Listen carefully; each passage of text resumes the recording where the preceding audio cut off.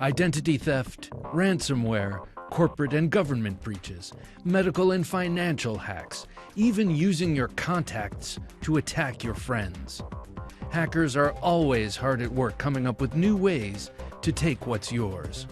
But you're not defenseless. There are things you can do to mitigate the risks of cyber attack. Always keep firewalls turned on and updated. Install or update antivirus, anti-spyware software. Use strong, unique passwords and change them on a regular basis.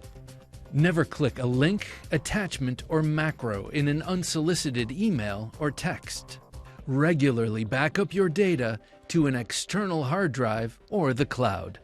If you fall victim to a cyber attack, disconnect the infected device from your network, and if it works, notify your IT staff. Change your online account names and passwords, and have the infected device professionally serviced. If an attack results in a loss of financial, personal, or medical information, file a police report.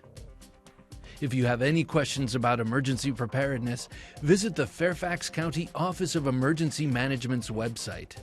Don't let hackers take what's yours. Make plans for your cyber safety today and remain vigilant tomorrow.